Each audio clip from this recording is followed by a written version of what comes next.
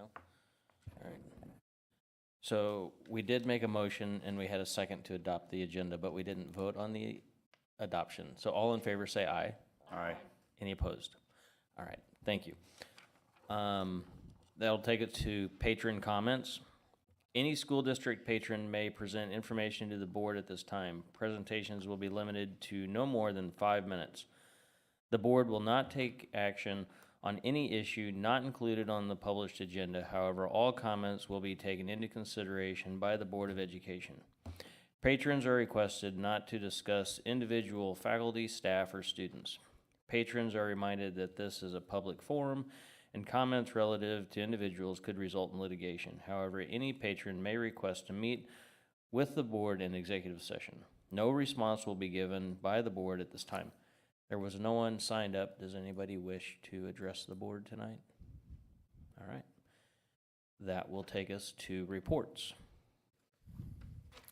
First up, teacher salary and benefits presentation. We're pleased to have representatives here from our NEA and MSTA teacher organizations tonight. And representing them is Kimmy McMahill, 5th grade teacher at Stony Point. So, Ms. McMahill, welcome. Thank you for having us. Good evening. My name is Kimberly McMahill. This is my 3rd year in the district, and I teach 5th grade at Stony Point Elementary. Back in 2018, when my husband and I were deciding where we wanted to purchase a home, a big factor was the school district. I was already teaching in a nearby district and knew that eventually I'd want to teach in whatever community we settled down in. Plus, we knew that we wanted to have kids and we want them to be in a great district. Green Valley ended up being where we chose to settle, and a huge part of that was because we had heard such wonderful things about the district. I'm so grateful to now be a teacher in this district, and we are beyond excited for our girls to be Green Valley Eagles in the near future. I'm here tonight on behalf of the Salary and Benefits Committee, and I'd like to thank you for your time tonight and your continued dedication to our students and staff in the Green Valley School District. The benefits that I'll be presenting for your consideration will be about time, consistent programs for our elementary students, and ensuring our children at an affordable rate. The first measure I'd like to present to you tonight is the crucial commodity of our staff's time. In reference to time, staff from every building talk about how crucial it is, especially planned time, during our school day. Teachers prefer to utilize their planned time to positively impact students' learning in a variety of ways, such as communicating to stakeholders in a timely manner, assessing student learning so we can make adjustments to our teaching, and meeting with peers for collaboration to develop best practices. However, this is time that is not consistently given or protected. Additionally, it is being reported that teachers are being required to come into buildings outside of contract time more and more for a variety of reasons. The Salary and Benefits Committee is requesting for a committee to be formed that would explore the expectation of required participation of staff outside of their contract hours and also the daily minutes that staff has access to their planned time. We are hoping that this committee will review policy that will create consistency across our district, whether that is through review of our employee handbook or a review of board policies. The second measure I'd like to present tonight is equal access to extracurricular programs for our elementary students. Right now, it is unclear how funding for extra duty stipends at the elementary level is decided. As a result, there are inconsistent opportunities for students from year to year and from building to building. Secondary activities follow the extra duty stipend, which is a percentage of the district's base pay.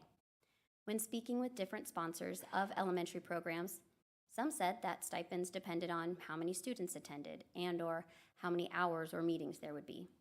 Others stated that they received a flat rate that had not changed from this year to last, even though our base pay did change. There are also teachers who stated they were simply doing this as a volunteer unpaid position. When you take into account that many of those teachers provide snacks and/or supplies, sponsoring these programs then end up becoming a financial burden for those staff members. When talking with current and past sponsors of elementary programs, A common point was burnout due to the amount of time they were putting in outside of contract time with little or at times no compensation. These teachers have a passion for the programs that they choose to sponsor, and they want to share that with their students, but the lack of funding leads to a burnout. These extracurricular opportunities for our students are crucial because they provide them with not only a sense of community, but also topic exploration that can lead to their future success. We are suggesting that every elementary building has 5 stipend positions available following the same stipend procedure as secondary activities. We hope that these programs would cover areas such as student government, social emotional needs, athletics, academics, and fine arts. However, we realize that every building has their own student needs, so we would not want to dictate what these positions would look like and allow for autonomy to be created so that programs can be created to meet those student needs. Before I present our final measure, the Salary and Benefits Committee just wants to sincerely thank you for your support in helping the levy pass to keep us competitive. It was amazing to see such little staff turnover from last year to this. So thank you for your support. We know that it's because of your dedication to Green Valley staff and students and trying to make the cost of living for staff more affordable. Our last measure that I would like to bring forth is the cost for our staff to have their children insured under our insurance. We realize that there is not an easy solution, as healthcare costs are something everyone deals with. But we hope that with creative problem solving, this issue might be addressed.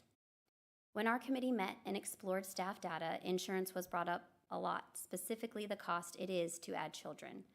On the slide, you'll see an example of a staff member's monthly take-home pay from the previous school year before the levy and subsequent raise versus this year.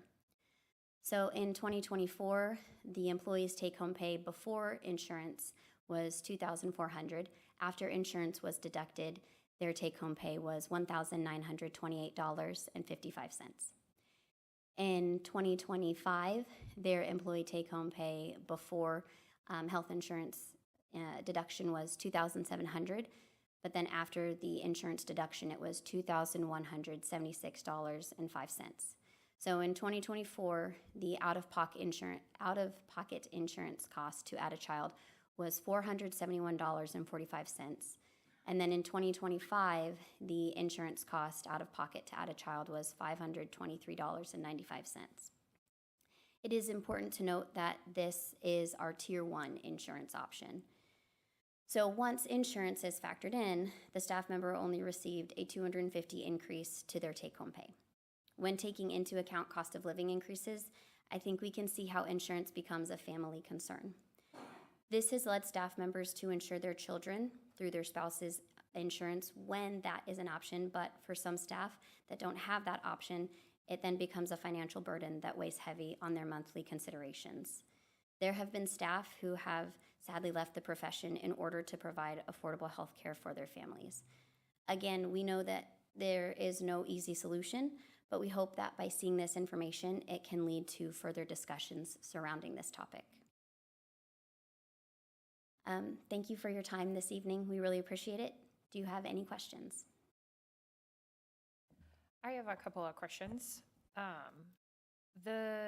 When plan time is being interrupted, what is that for? How frequent? What level? What are we looking at there? Like, what's the reasons?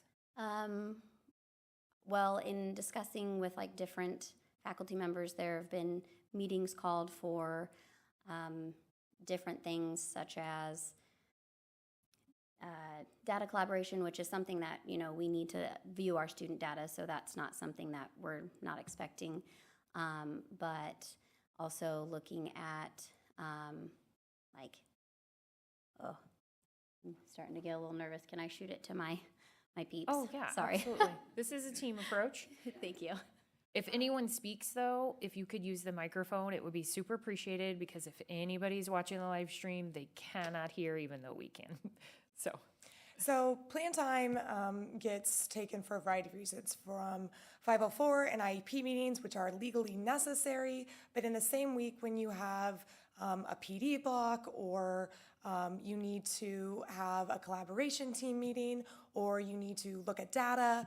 All of that things could lead to like sometimes full weeks without getting a planned time. If you go on a committee to be on a hiring committee, that normally gets scheduled during planned times as well too, so that we're not hiring subs in order to being able to interview candidates. So there's a lot of reasons why we do that. Some of the considerations that we're also kind of hoping this committee might also look at is when staff is also asked to come outside of contract time as well too. And so just kind of looking at time and how do we make that clear policy so that staff can anticipate that, as well as kind of decrease frustrations when that occur. Something that we did at the high school, which was really helpful when it came to sub rotation, is we created a policy that you got put on a sub block of time. And so you knew, like, this was my block of time, and if I was asked to sub during my plan, I was more prepared to do so. I was kind of mentally ready, and so that kind of decreased. So it's kind of about decreasing that frustration, but also does a meeting need to take the entire block of plan? Can we do it so that teachers are getting 20 minutes a day so that they can go to the bathroom, look at grading, be able to respond to parent emails? I mean, when you have a parent that, or any stakeholder that wants information, they're going to send you that email, and the only time to answer that is during a plan. And if your entire plan was covering other things, then that's not timely communication. It's not timely looking at feedback to make adjustments in your instruction. And so just kind of looking at how can we create at least a tiny block of time every day for teachers to get their plan. So then your proposal is, let's get a group of people to come together to then figure out what the parameters would be. Yeah. And why would you need permission to do that, I guess? So then what would that committee look like? What would that need to be? Would that need to be something that's generated by central office? Would that, I can understand, because anybody can meet at any time and figure out solutions, right? So just trying to figure out more specifically what the ask is so that we can continue to look at that. And also an ask that aligns with administrative goals and the school board goals, because I could bring a policy for your consideration for school board or our handbooks, but is that what's necessary? How do we create consistency across our entire district so that that measure is met? And so I do think it needs to not just be teachers coming together to talk about the concern, because we did that. And so the concern is obviously there, but also bringing in multiple stakeholders for that conversation, central office, admin, and teachers, looking at those concerns, and from multiple buildings as well too. Right. Because then I'm gonna make an assumption that more than likely you're building leadership teams or something. I'm assuming that happens in every building, right? Like a BLT of some sort. So I know it does at the high school. I cannot speak to elementary. I know it does at Stony Point. yeah. So then do staff members feel comfortable going to their BLT and then making sure that those concerns are voiced to their administrators? So I guess I just have lots of questions that I want your committee to answer. Because it's well, wait, how do we, is it all levels? Is it one building? Is it a specific, is it our sped teachers? Is it our core teachers? Is it our, is everybody impacted at the same rate? And I think that's probably what you're trying to get at. And then that's what, then we create solutions to then help protect that time. So then, because I was also going to ask about the requirements of outside of contract time. You had mentioned outside of contract time as well. So are those some of the same asks that are being asked outside of contract time? No, I mean, I do think that there are meetings that are being required to happen outside of contract time, or an activity where it's a PTA event, or whether it's parent-teacher conferences or enrollment conferences or graduation supervision, and just kind of being aware of how we communicate that. Are we communicating that clearly in our employee handbook so that teachers are aware? Or does sometimes those dates, get put on us, and it's oh wait, my child had soccer practice tonight, and that becomes a frustration for families because I didn't know I was required, because a requirement versus we would like you to be there is a different ask. So Yeah, and then obviously we know each of those things work differently, right? Like parent-teacher conference, we're compensated with time in different ways. But then, but yeah, I totally understand, especially, like I remember being on PTA for my son's elementary school. That was something that we specifically looked at of how many nights are we asking teachers to be away? Like if we're gonna plan an event, is this something that we've already asked teachers to help support in other ways? And that's something we really want to make sure we're mindful of. So if And we're if you look do at it across the the district, verbiage across of the our, district. like our contract that we signed, it's Other like. duties as As, assigned. so just the clarity of how we decrease frustrations when we're just clear about what those duties are. Yeah, if we're 'Cause I mean, upfront about the expectations to correct, begin with, then because- we can plan for it. Yeah, exactly. Yeah. Oh, sorry, and that, so then my last question is with the things that you had mentioned, is that insurance per child, or is that the same if you have 1 kid or 5 kids? 1 kid or 5 kids. Okay. Thank you. Those are my questions, not, sorry. Does anyone else have questions? Yeah. Ms. Michaels, how are you? I'm good. I'm good. Good to see you. Full-time job, I think, is roughly 2,080 hours a year, give or take.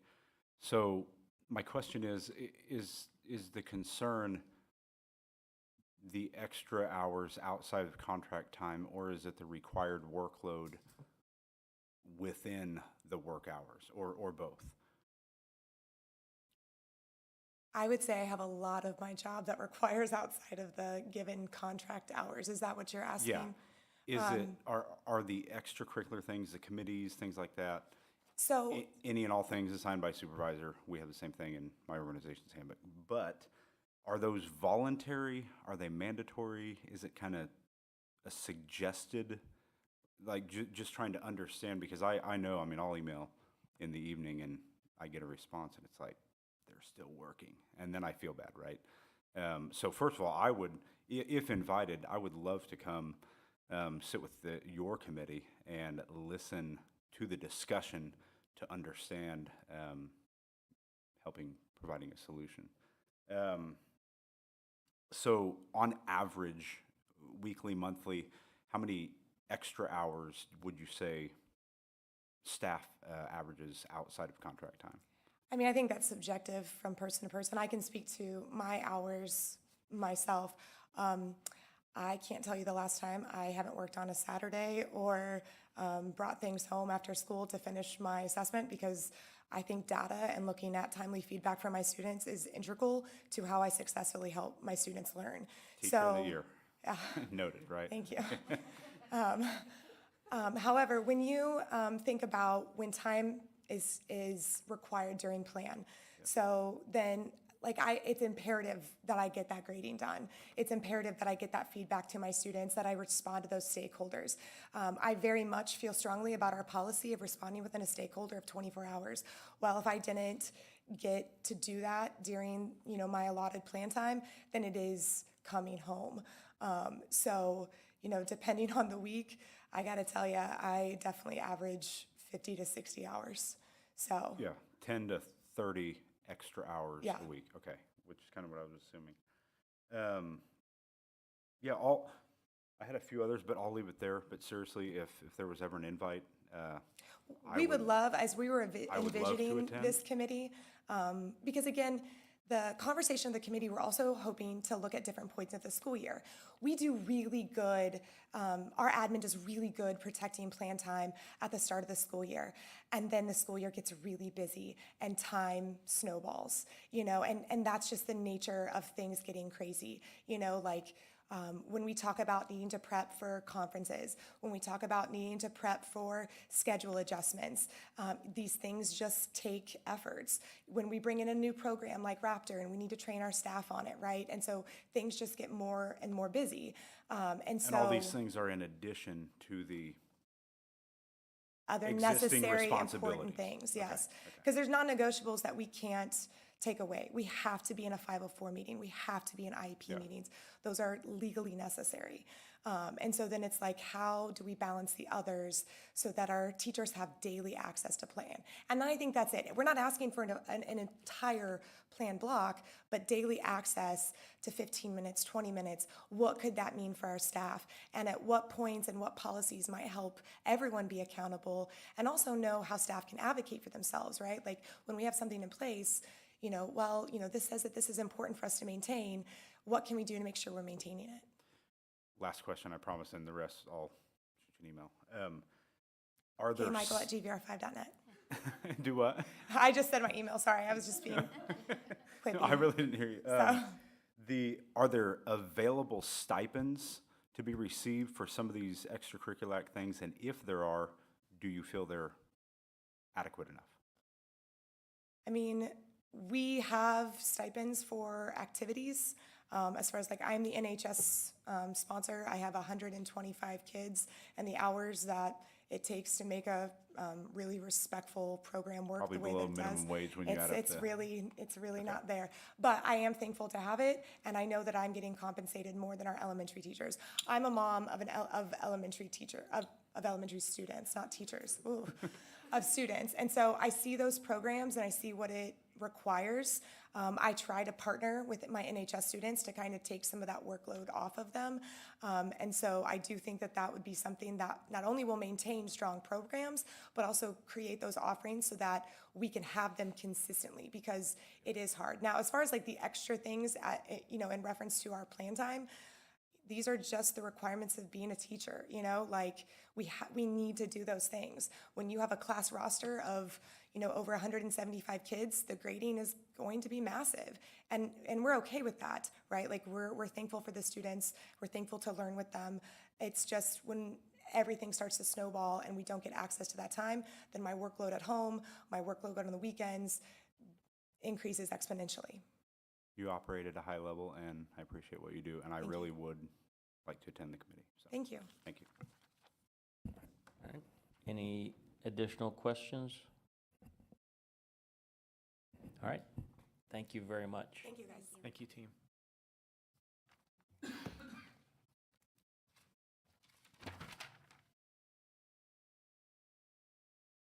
right. Superintendent's report.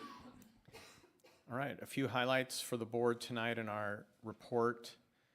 You see across the top, our year-to-date operating revenues and expenses. We are tracking appropriately overall. I do want to bring your attention to something that the year-to-date operating revenues does not reflect, however, and that is local revenues are behind. Usually we have a higher percentage of our local revenues by now, by early March.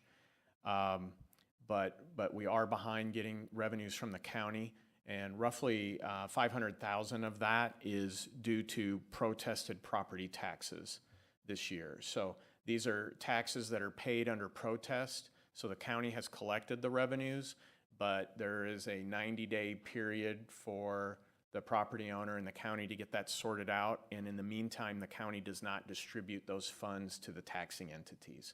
So this happens every year. It feels like it's a bigger dollar value this year. And so we believe we're gonna be okay, but the bar graph doesn't tell that story. The bar graph shows that, things are on the up and up, and they are overall. Financially, we're fine, but I'd be remiss if I didn't point out that little asterisk. And then you also see that we're holding on health premium overages, although I think we would all be shocked if we didn't finish the year without another overage payment, as was pointed out last month. And then our student attendance, we're still tracking decent there as well. A couple other highlights. This is School Board Appreciation Month, so we do want to take this opportunity to just express our appreciation to the board, all of our individual board members who, as volunteered elected officials, you come together for the good of our students and our schools. So thank you very much for your commitment to excellence, for shaping the vision for our district and providing the resources that everybody needs to succeed. So really appreciate you. And then So that's a high note, and on a low note, we just want to give an update on how we are making up all those snow days we had. So we're in school on President's Day, and we will be in school on April 8th on Election Day. We'll be in school on the 18th of April, the 21st of April, May 27th and 28th. And I want to point out that April 18th, which is on a Friday before Easter, and Tuesday, May 28th, will both be 3-hour early release days, but the others will be full days. And I would take questions on that, or between Dr. Allen and Dr. Gooch and I, we would take any other questions on that packet of admin reports, superintendent's report. Dr. Welly, as far as Election Day, on the buildings that we have allocated as poll locations, what's going to be the plan for those? Yes, so we have received official word, right, that both middle schools are going to serve as polling places. And we have a plan at both buildings that works well on like April elections, February, August elections. The only time that our polling place plan in terms of separation is challenged is on a November presidential election. And that's really more of a parking issue than anything else. But we have good separation. We have a designated entrance at north that's really clean, and at south it's on the back side of the building, and they're able to have good separation for the day. Dr. Gooch kind of keeps an eye on that, makes sure that all parties involved kind of understand the expectation. Have we had any?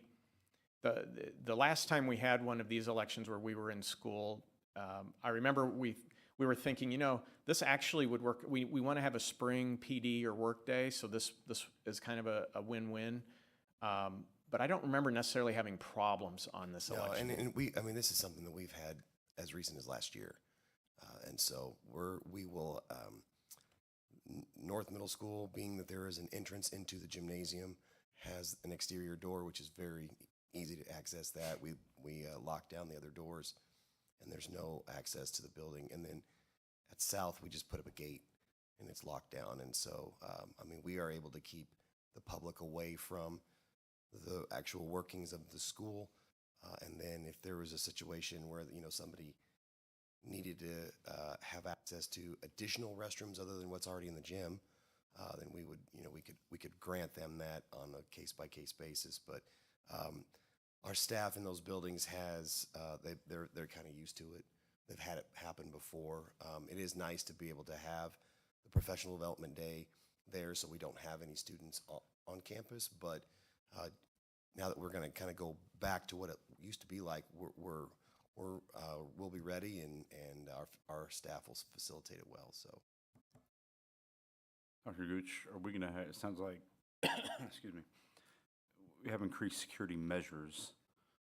Maybe this is a question for you. Are we going to have increased security personnel? So at both of those two buildings that are polling stations, we have school resource officers that are stationed at those two buildings all day.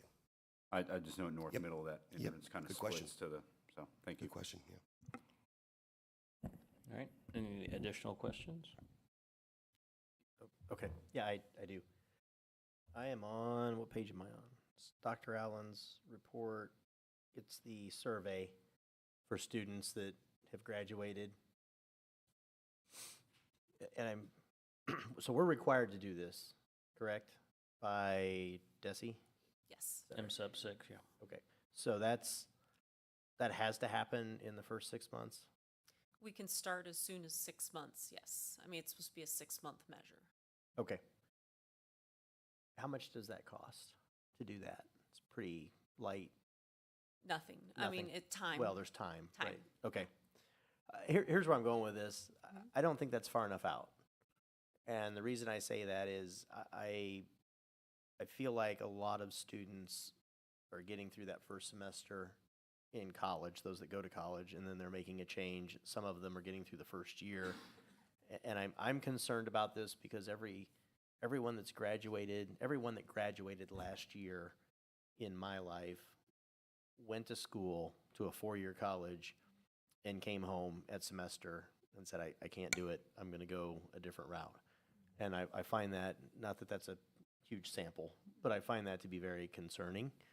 And I'm wondering if this is far enough. When I look at this chart, it looks pretty good, but I'm wondering if we need another survey later, like a year out, to really understand if students are achieving their goals after they leave. Any thoughts on that?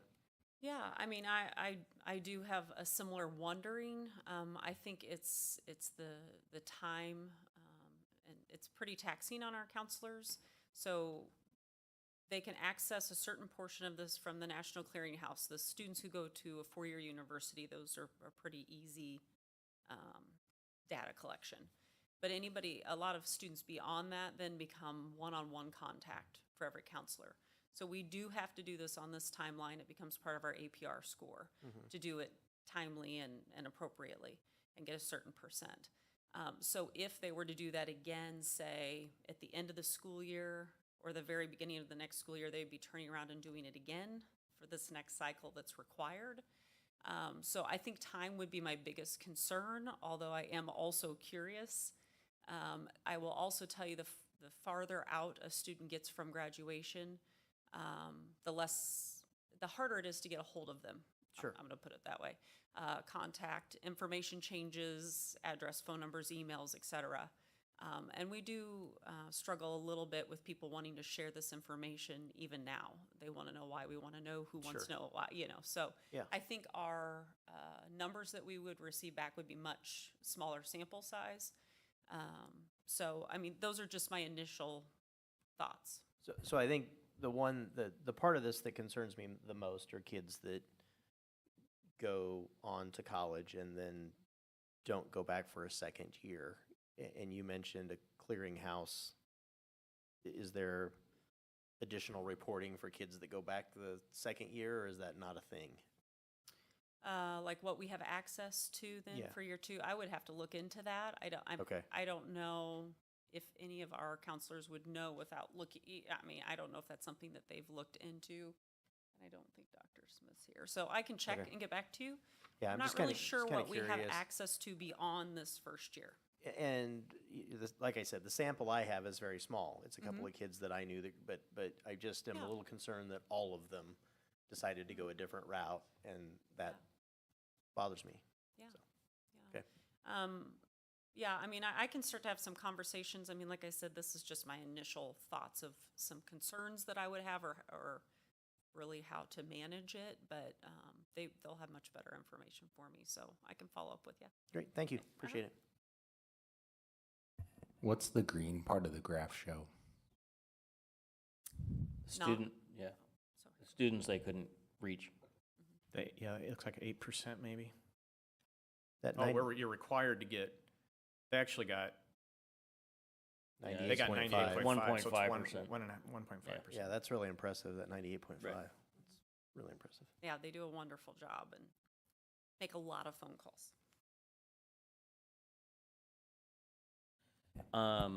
So to Mr. English's question, I would also ask, so it's the counselors that are doing the reaching out and finding this data. Yes. Is this a position or a duty that could be done by temp help, or just bringing a few people in part-time to help gather this instead of taking it away from the core folks? I mean, again, we already run into some trust issues with the information we're seeking, so that, I mean, again, I'm just speaking from the gut here. That would be a wondering of mine, if people would feel comfortable sharing with so-and-so who said they're representing the school, and will you tell me where your child is now? I think the rapport that they have established as high school is really the secret to why they get the kind of result that they get in terms of the participation. But we could have somebody else do it. We could hire it done. It would just be a smaller sample, and we'd have to. It doesn't mean 100% of sample isn't necessary. You can make judgments on smaller sample sizes. So we could pay a service to probably hunt these people down for us and come back and report back. I think exploring the the clearinghouse, do we have clearinghouse access beyond year one? I think that's a good place to start too. So, but we can note this, that some level of follow-up, finding a way to explore that and Okay. really track how the long-term, I mean, that's our goal, right? It's lifelong success. So even though all the 19 and 20-year-olds in the world have long put us in their rearview mirror, like we can stay on them and try to track what they're up to. We can try. All right. And I think it's really just about, I mean, I just want to make sure we're preparing kids as best we can. And so when I hear things like that's the concern. So I want to make sure kids leave school for all sorts of reasons.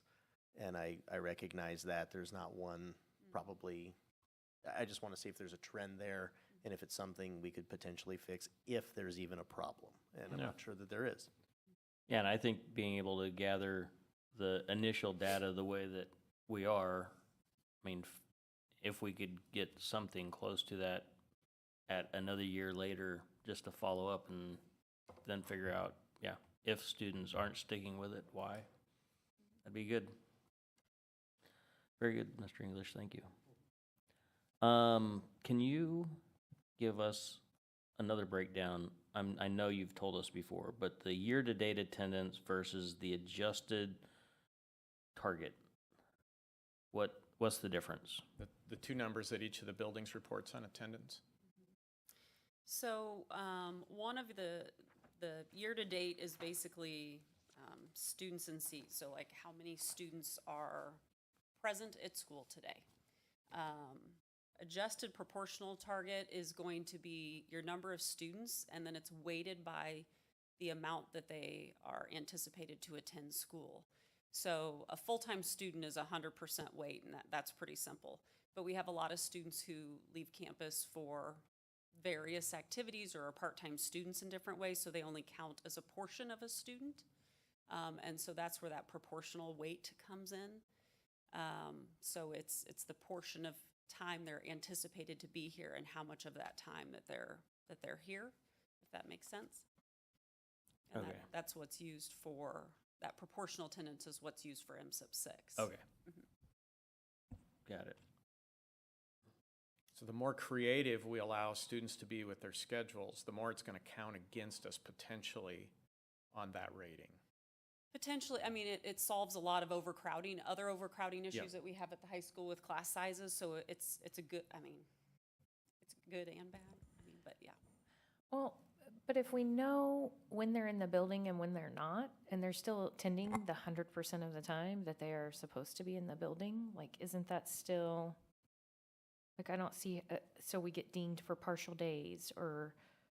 We're not really getting dinged, it just, the way that the formula is calculated is different. And so certain students would count more against us than others. Yeah. Okay. All right. I wish we used ADA. Any other questions on the report overall? Nope. All right, thank you. That will take us to the state legislative highlights. Yeah, if each of you would pull up your attachment, you will see a document there that is not familiar to you. So we added this tonight. So what you saw last month was open enrollment. House Bill 711 did pass the House this week and goes on to the Senate. So we'll keep you posted on that. This is, I believe, the fifth year in a row that open enrollment bill has passed the House and has gone on to the Senate. So bless you. So it's not new, but it certainly got there quickly in the session this year, and certainly seems to have legs. But what I want to kind of talk through with you tonight is a couple of pieces. There's lots of legislation about personal property and about property assessments, but there's two bills in particular, both House bills, that I want to draw your attention to. One is House Bill 816. This bill has already been perfected in the House, and it has moved to the Senate, so it could be brought up by the Senate at any time. And I underline the kind of the key provision. In this, the county assessor cannot assess a motor vehicle for an amount greater than the motor vehicle was assessed the previous year. So during the pandemic, there was a year where everybody's used cars spiked in terms of how they were appraised or how they were assessed, right? And then how they were taxed. And that was bad for all of us who owned vehicles, which is everybody. And it was good for the handful of us that run school districts. So I don't think, though, it's only happened twice in decades. It's a very rare occurrence that it happens. So my personal view is that this is the kind of legislation that is for the greater good.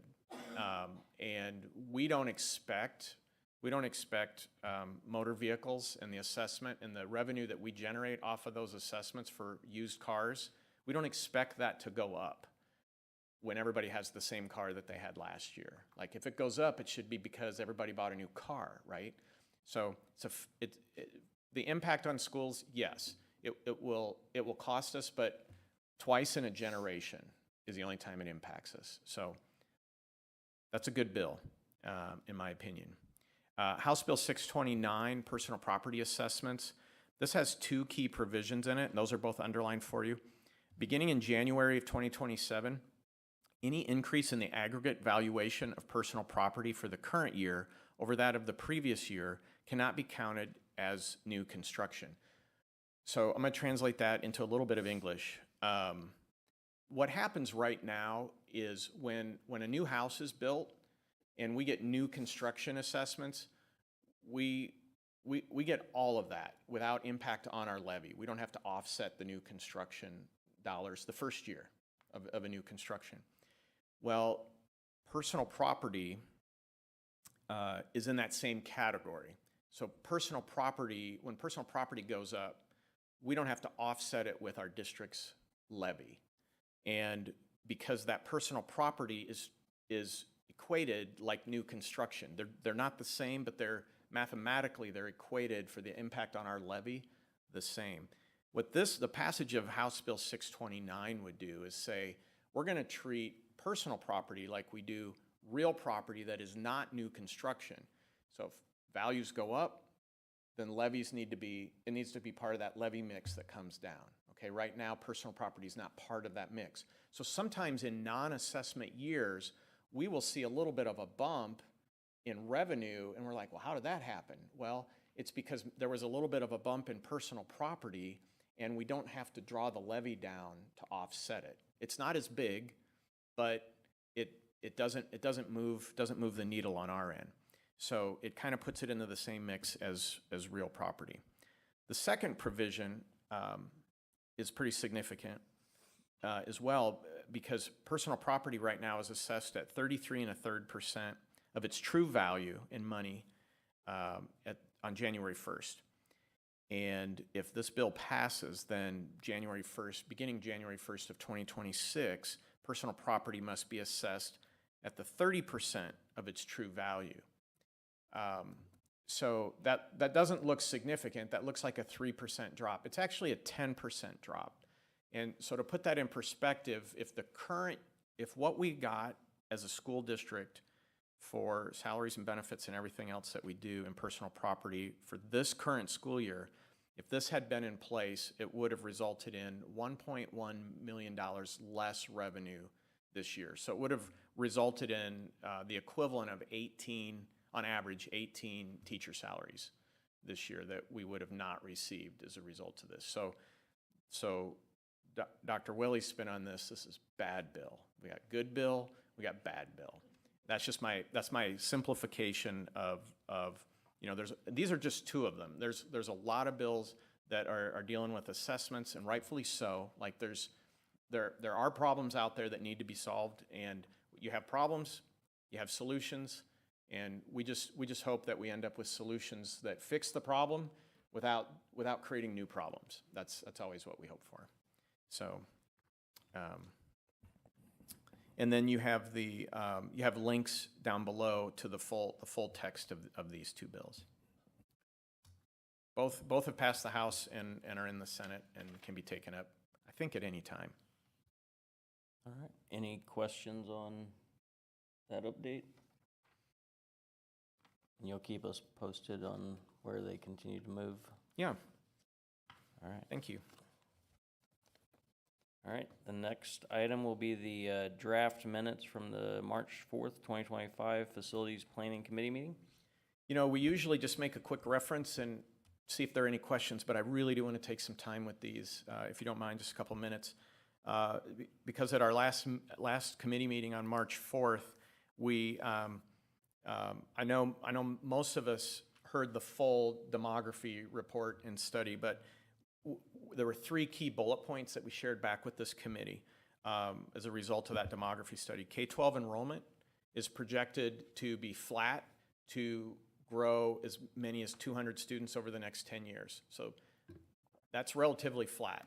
So it's a continuation of what we've seen just the last few years. Birth rates dipped in the year 2020, which could result in fewer kindergarten students for the upcoming school year. We're doing registrations this week. We kind of launching those experiences, and we'll see. And what it'll be as a test for us is to see, the study showed that there is a high correlation in our community for birth rates in year 1 and kindergarten enrollment 5 years later. So it'll be interesting to see if we see a dip in kindergarten enrollment in the fall. And then the third highlight is, although we're approaching capacity in our elementary schools, adding a few classrooms to existing elementary schools probably makes more sense in the short term than committing to elementary number 5. So that was one of the things that was on the list, and we think, you know, not only do we maybe not need to put that much capital into a new building and then take on just the operation costs of a new school, maybe making some additions to one or more existing elementary schools not only would get us expand a little bit of capacity, but maybe have an opportunity for us to work on some program space for some special programs that could really use some specialized spaces. We're teaching some very high-need special education classes and meeting those needs, for example, in the same classrooms we're teaching second grade. And the needs aren't the same, and so it might be an opportunity for us to make some of those changes in one or more elementary schools. Also at this committee, we had our architects share kind of a draft mock-up of long-range planning criteria and a feeder diagram with the committee to get their reaction. And the architects are cleaning those up, and they'll bring those back to either the April school board workshop or meeting. So those will be back in April for the board. That's the long-range side. It's less urgent. There's really not much that's urgent about this piece. It's important because let's say that 3 or 4 years from now we get this unexpected bump in the economy in the metro, which leads to a huge influx in students. And now we're at a tipping point where we need to move fast. This kind of gives us a roadmap for what we should be thinking about next.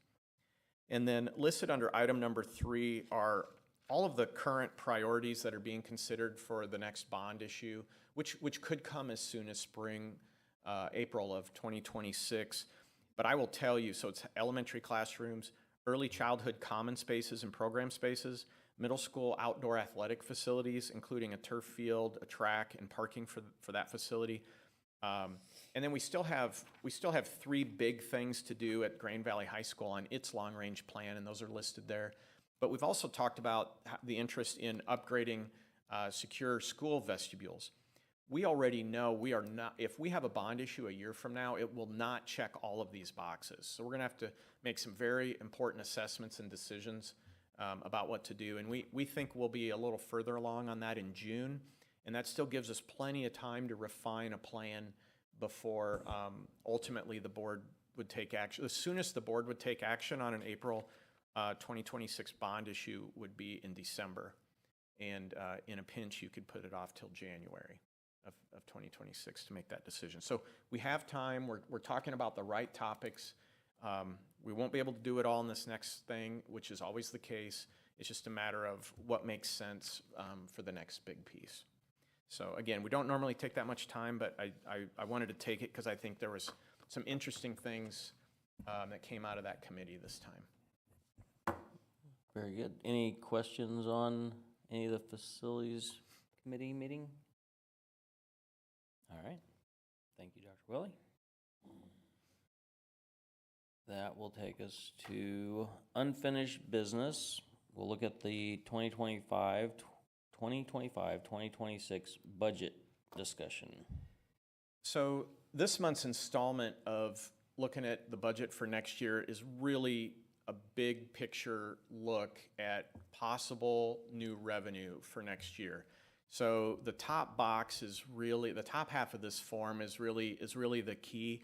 And please note that these aren't every way that revenue comes in. These are the big buckets. So we're really just looking at a 30,000-foot view at what could happen. There's 3 columns of numbers on this sheet.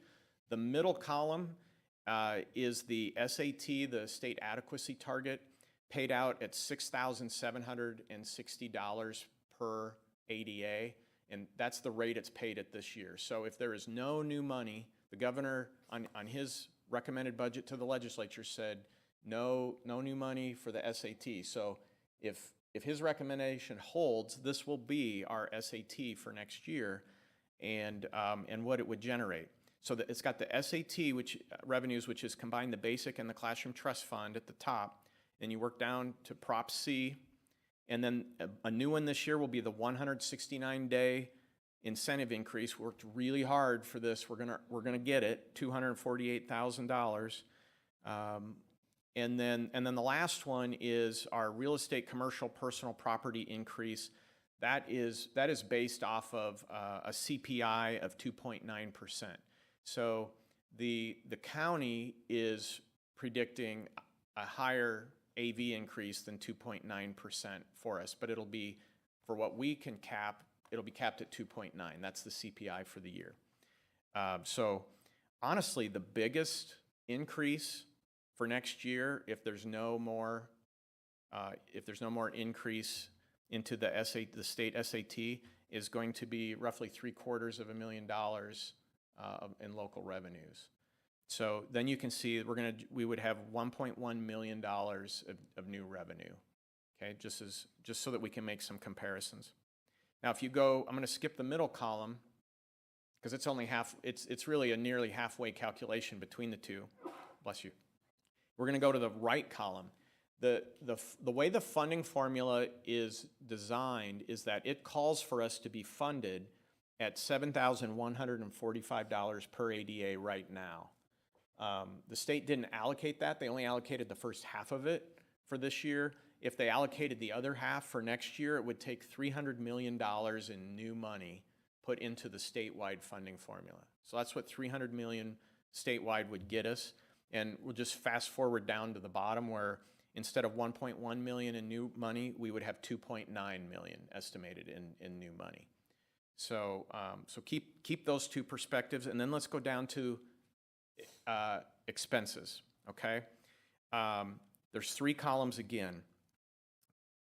The left column is if all employees got their one step on their salary schedule, no matter whether it's a teacher, it's a para, it's an administrator, everybody gets one step. That comes at a cost. So no raises to any of the bases. You just get your step. $657,000 just to move the people we have right now. The next column over is calculated off of a $500 base increase to the certified salary schedule and a comparable 1.2% increase for everybody else. And that would be an additional $384,000 or a grand total of $1,042,000 or $42,000, $1 million. Okay, so does that mean that we're giving a $500 raise? No, $500 is just a really nice number to look at that it's scalable. Instead of having 10 columns here, if instead of 500 to the base, we do 250, you can have this. If you want to go to 1,000, which would be pretty exciting, then you double it. So it just gives us a ballpark figure that we can do some estimation on right now. Then down below, the next row below it is, you know, we'd like to increase our health coverage per employee, not the family coverage, but for per employee, we would like to contribute maybe $755, let's round up to $800. That would cost an additional $325,000 or a total of $1.3 million. So compare that 1.3 million with the numbers up above on the revenues. We got 1.1, 1.7, and 2.9. So what's the chatter? You know, is the chatter that we're going to be at 0 increase to state adequacy target? Yeah, a little bit. But some people are saying, well, maybe they land at 50 million statewide, or maybe they land at 100 million statewide. Well, if they do that, it gets us closer to the 1.3 million. So that would get us, in theory, $500 to the base, comparable raises for everybody else, a little bit a bump in what we contribute to health insurance to keep those overages down. But we didn't hire one additional staff member off of that budget, just in perspective.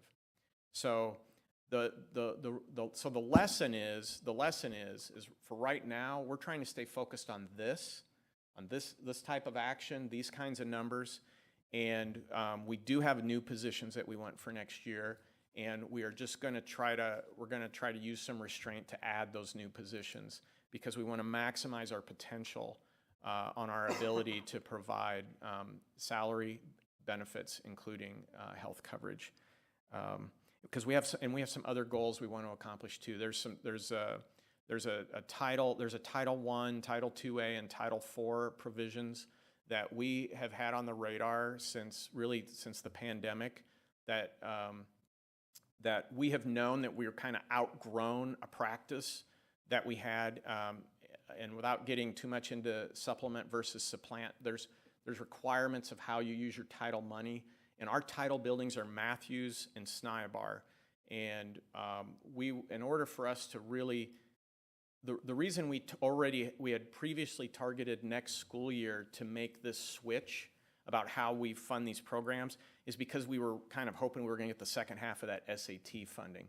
So, but whether it comes or not, we're still going to have to face this. We just came through tiered monitoring with the feds, and we came through fine. We're good. But there's an issue that they're not going to wait 3 more years to monitor again. They've gotten more sophisticated, has annual checks, and it's something we're going to have to fix, and the fix comes at a tune of $150,000. Basically, we want to be able to change what we currently fund with title money. We really need to be using that $148,000 for some extra enrichment devoted to Snibar and Stony Point that is different than what we're, sorry, I said it right the first time, Snibar and Matthews, than how we're doing it. And what that means is that how we're currently using those funds needs to be local funds. It needs to come out of the budget. And so how we got into this situation is years ago, we used our title money to start something new at those 2 schools. And it was a really good thing. And so within a few years, it was so good we wanted it at the other 2 elementary schools, and so we did that. And so now title is not doing what it's supposed to do by giving something extra, so we're ready to take the $148,000 and do the next new extra thing. And yes, we know what's going to happen next. If we're successful with it, the other 2 schools are going to want it, and then we're going to want to find a way in a few years to do that, and then we're going to move it. So anyway, that's where we're at in the game. But we're at the point where we've been putting that move off, and we've put it off for about 3 years. And so we have it penciled in to try to solve it, and we will keep you posted on how we do as we progress this spring. So that's kind of our big bucket strategy as our March update. If we get more confidence in which approach the state is going to take on funding by April, we may have, it's been a while since we talked about this, Mr. Hooper. I'd like to have a more solid draft budget, maybe by the April business meeting, which is at the end of the month, kind of going into May. But it all depends on what kind of leverage we get. It's not steam coming out of his ears, but I'm getting it. Okay, very good.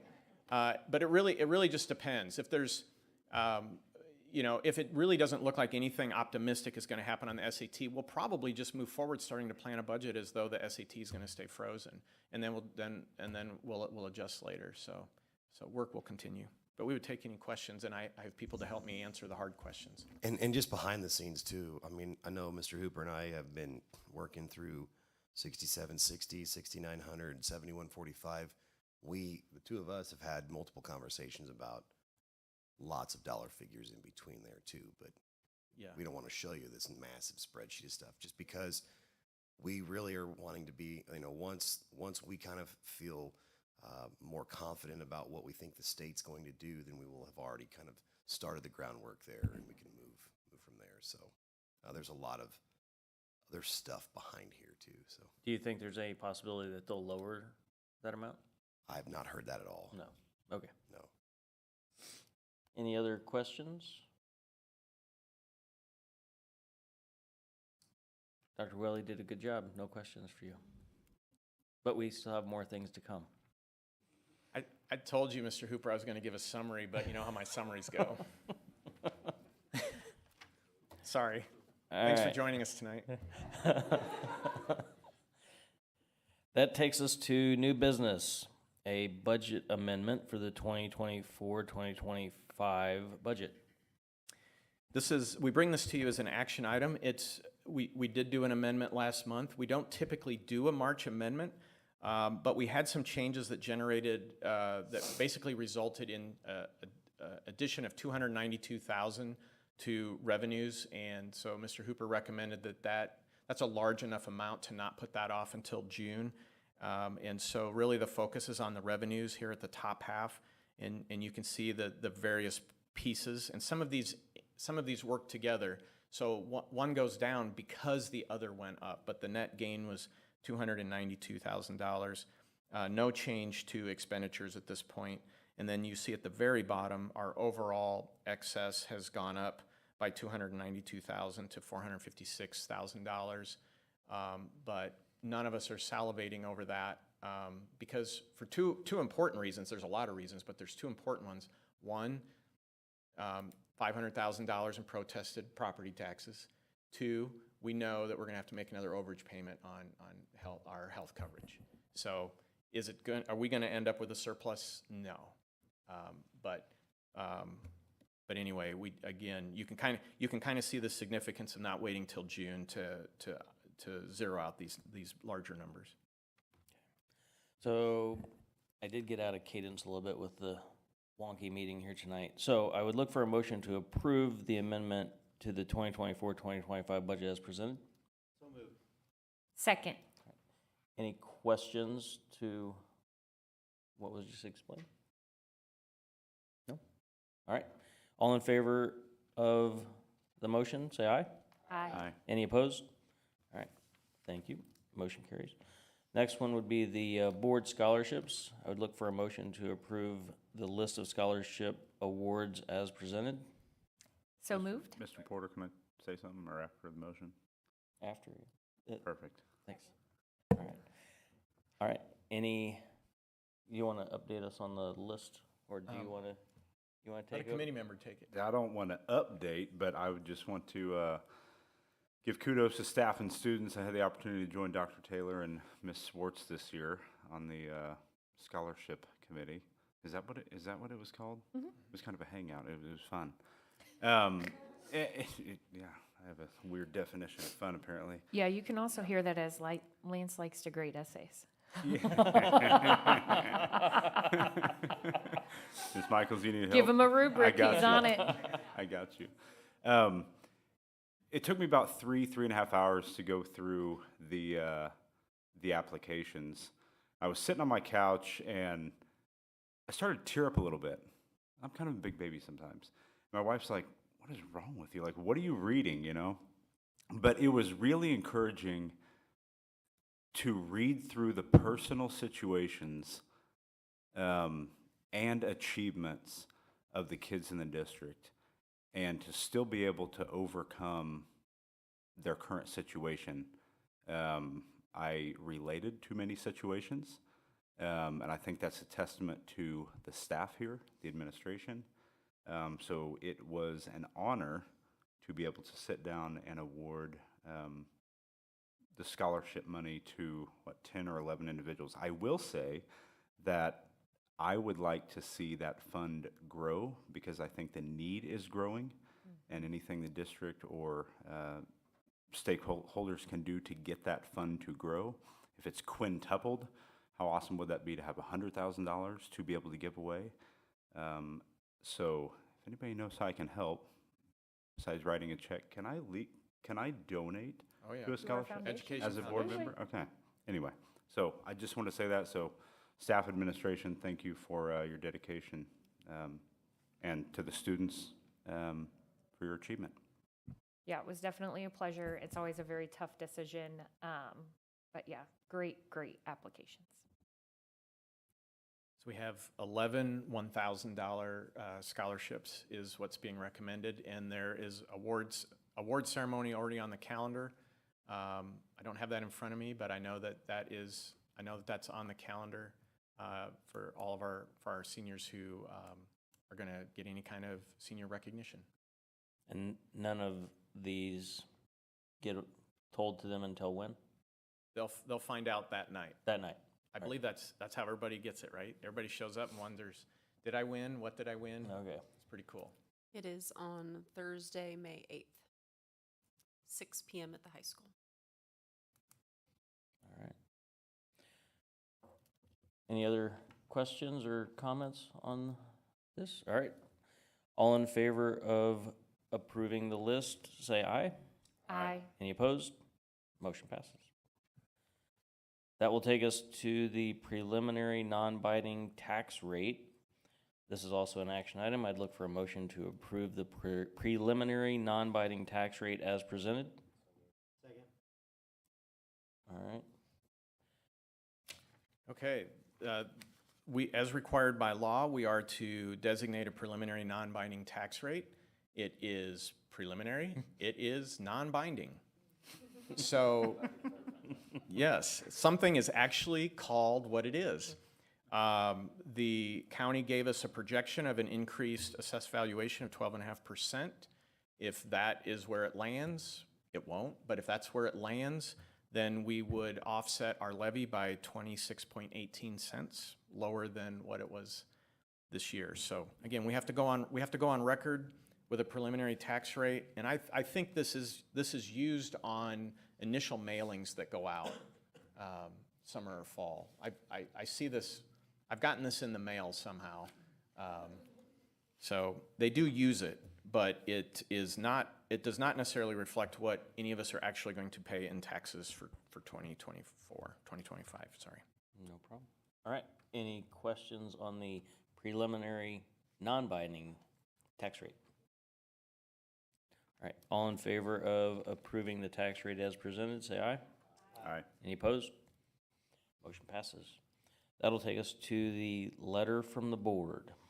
Yeah, so this is the second year in a row that we have done this, where in our spring issue of our Eagles View magazine that goes out to every mailing address in the school district, residential and business, where we kind of feature a spring end of the year reflection in a letter from the board, highlighting accomplishments from the board that are made possible at the board level.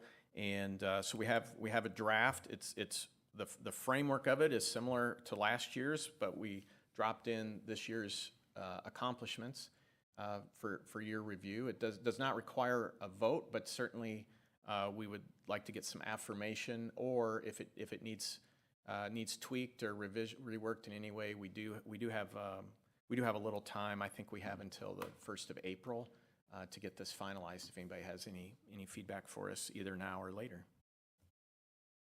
We're going to get a real picture in the top left? Probably not. Yes, maybe. Placeholder. not just of Mr. Porter, but Be a I liked it. I read through we it. could and put a I little liked it. name tag on this guy. All right. Very good. Thank you, Dr. Welly. Yep. So that will take us to the, are we gonna do adjournment or executive session? Then we'll do adjournment. All right. Adjourn and go into exec. So we will go into adjournment and we will go into executive session. Do you want to read it? I make a motion to adjourn and go into executive session as authorized by the provisions of section 610.021, number 1, 3, 13 of the revised statutes of Missouri. All right. Any discussion? Ms. Schwartz? Yes. Yes. All right. Very good. Thank you. Thanks for coming.